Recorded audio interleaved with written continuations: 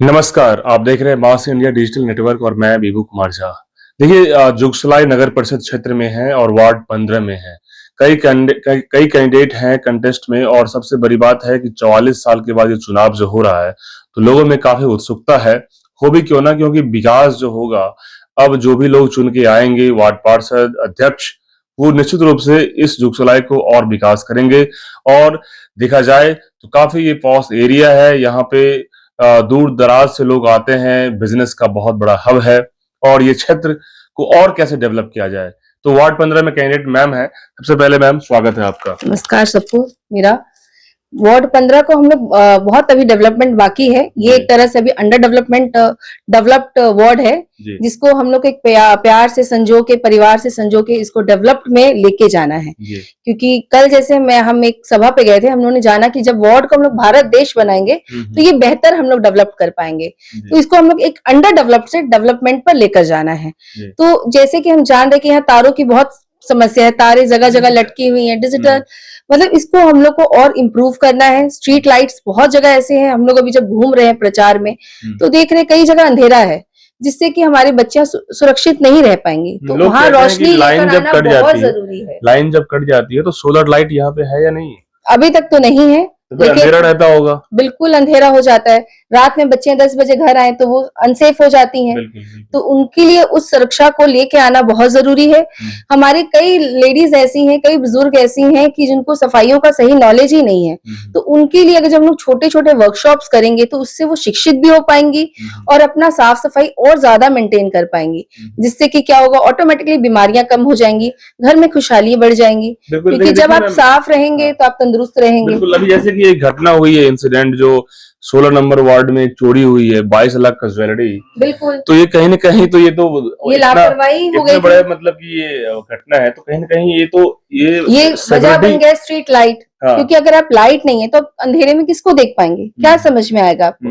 कहीं ना कुछ वीकनेस था, कोई सिक्योरिटी की हमारी वीक पॉइंट थी, जिसकी वजह से इतना बड़ा हादसा हुआ और इसमें किसी की जान भी जा सकती थी। क्योंकि अंधेरे पे आके कोई किसी को अगर कुछ कर जाए तो आप नहीं समझ पाएंगे ना। तो इस तरह की सुरक्षा हमें और बढ़ानी है और इसको एक अच्छा मतलब सहयोग, सबके सहयोग से इसको और बेहतर से बेहतरीन बनाना होगा। मैम, इस बार यदि यहाँ की जनता 15 नंबर की वार्ड की जनता यदि चुनती है आपको वार्ड पार्षद के रूप में, तो क्या कुछ इस समस्याओं के लिए आपके पास मास्टर प्लान होगा? बिल्कुल है, बहुत कुछ सोचा हुआ है, बहुत कुछ प्लान्स किए हुए हैं। कुछ ऐसे टेक्निकल इश्यूज हैं जिसको हम लोग और अच्छे से डेवलप करके बच्चों में, युवाओं, आने वाली जो जनरेशन है उसको और बेहतरीन हम लोग बना सकते हैं। कुछ ऐसे भी प्लान्स है हमारे जिससे हम लोग अच्छे से, जैसे कहीं कितने बार कचरा लगा रहता है, अगर हर घर में एक कचरा, हर स्ट्रीट्स पे अगर कचरे का बॉक्स लगा रहेगा तो और बेहतर हो पाएगी साफ सफाई। अब कितने घरों से कचरा जो है कई कई दिनों तक नहीं उठता, तो उससे क्या हो रहा है, बीमारियां फैल रही, मच्छर फैल रहे, मतलब मलेरियाज, बैक्टीरियाज फैल रहे हैं। तो इन सब चीज के लिए एक प्लान बनता है जो कि हमारे पास बना हुआ है, लेकिन जब ये तभी विकास हो पाएगा जब हम विजय प्राप्त कर पाएंगे। बिल्कुल। जब आप लोगों के पास जा रहे होंगे, अभी लगातार लोगों से मिल रहे होंगे आप, तो क्या फीडबैक आ रहा है लोगों के बीच में? देखिए, लोग तो बहुत जागरूक हैं, उन्हें पता है कि कहाँ वोट करना है और उनका वोट कितना मायने रखता है, ये सभी जानते हैं। तो इसलिए मैं सभी से यही निवेदन करूंगी कि वोट देने जरूर जाएं और अपने वोट से ही सही कैंडिडेट को चुन के अपने वार्ड का विकास करें। ट्रैफिक इशू जो इतना ज्यादा है यहाँ पर, में कुछ रूल रेगुलेशन और बढ़ाना जरूरी है ताकि बिल्कुल मैनेजमेंट अच्छा होना चाहिए। बिल्कुल, ये जरूरी है कि हमारे यहाँ के रूल्स रेगुलेशंस बढ़े। क्योंकि अगर रूल्स रेगुलेशंस, कई लोगों को तो इतना पता ही नहीं है रूल्स रेगुलेशंस के बारे पे कि हमें किस तरफ गाड़ी लेकर जानी है, कहाँ से इसको क्रॉस करना है। रैंडम कहीं भी घुस जाते हैं, तो रैंडम जिस रोड पे बंद होता है वहां भी साइड से लेके निकल जाना, तो इससे एक्सीडेंट्स ही होते हैं। कोई ना कोई एक्सीडेंट हो गया, कुछ ना कुछ नुकसान हो गया। कितनी बार तो ऐसा होता है कि हम लोग गवर्नमेंट के मतलब खंबे पे ही नुकसान हो जाता है। तो इन सब चीज का नॉलेज लोगों तक जाना, उनको जानकारी मिलना, ये सब बहुत जरूरी है। और ये सब तभी मुमकिन हो सकेगा जब मतलब हम जीतेंगे, सबके सहयोग से हम जीतेंगे, तो ही ये मुमकिन हो पाएगा कि इसकी सही नॉलेज लोगों तक पहुंच पाएगी। बिल्कुल। 44 साल के बाद मैम चुनाव हो रहा है, कैसे मन में क्या ख्याल आया जो इस बार चुनाव में उतरी है मैदान में?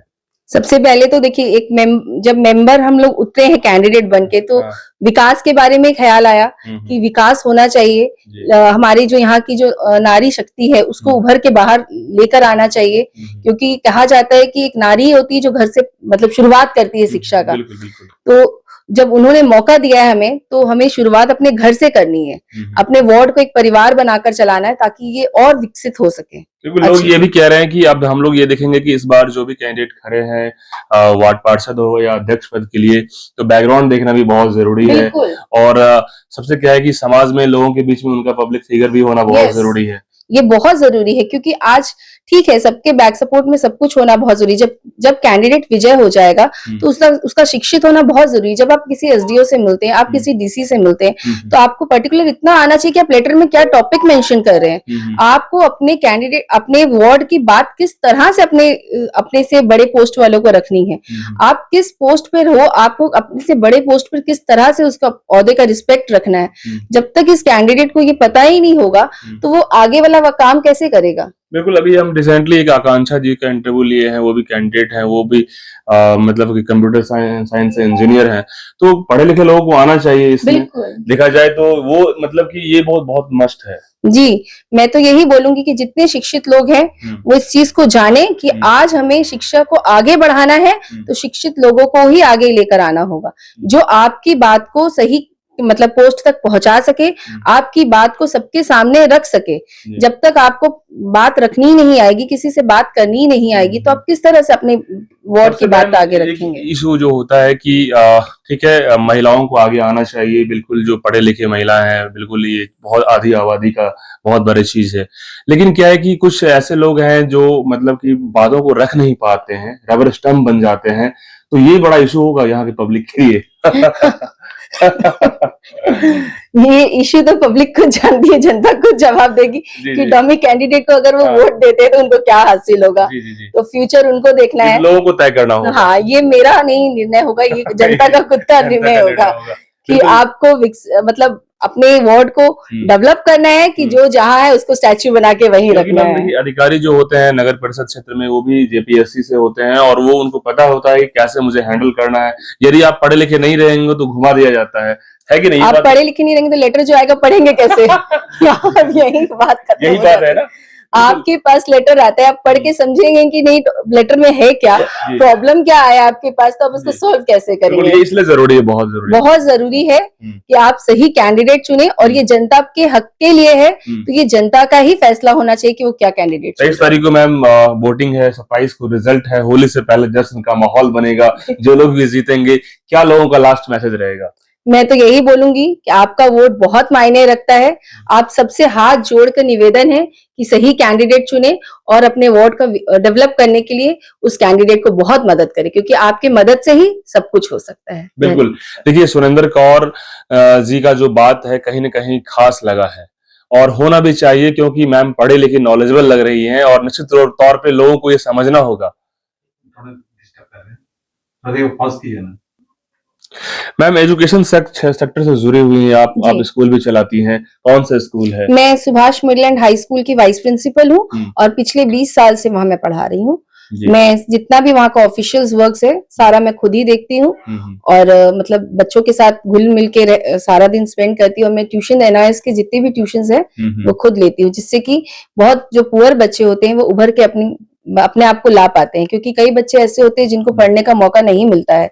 तो उस बोर्ड के अनुसार मैं उनकी हेल्प करके उन्हें आगे मतलब ताकि वो कुछ एडुकेटेड हो सके, जैसे एटलीस्ट 10th या 12th पार कर सके। तो मतलब एजुकेशन से काफी ज्यादा आपका रहा है जी। और इस बार आप पब्लिक फिगर मैं खुद भी एजुकेटेड हूँ, मैंने डीएलएड की डिग्री भी पास की है, साथ ही साथ एमए और अभी पीएचडी के लिए अप्लाई किया हुआ है। बिल्कुल, डॉक्टरेट का भी उपाधि बहुत जल्द मिल जाएगा। जी बिल्कुल। बिल्कुल, मतलब स्कूल की वाइस प्रेसिडेंट है मैम, और देखा जाए तो निश्चित रूप से बच्चों को शिक्षित कर ही रहे हैं, अब लोगों के बीच में भी सेवा करना चाह रही हैं कि ताकि जितने भी जी मैम कुछ कहना चाहिए। हाँ, मैं ये कहना चाह रही हूँ, हमारा एक संस्था है न्यू एकता क्लब, जो कि जुगसलाई के सभी लोग जानते हैं। हम लोग हर साल ऋषि भवन में वहाँ ब्लड डोनेशन का कैंप लगाते हैं और 15 अगस्त को, और अब हम लोग उसी के थ्रू बहुत और भी सोशल नेटवर्किंग उससे बढ़ा रहे हैं ताकि लोगों तक ये चर्चा जा सके। तो वहाँ भी जितना भी कल्चरल प्रोग्राम होता है वो भी मैं खुद ही हैंडल करती हूँ। न्यू एकता क्लब जी, new Ekta club just like a trust. हाँ, इट्स नॉट ट्रस्ट, लेकिन हम लोग उसको ट्रस्ट में चेंज करना चाह रहे हैं, क्योंकि ताकि और भी अच्छा हम लोग काम कर सके आने वाले समय पे। बिल्कुल, तो मैम बहुत बहुत धन्यवाद हमसे बात करने के लिए।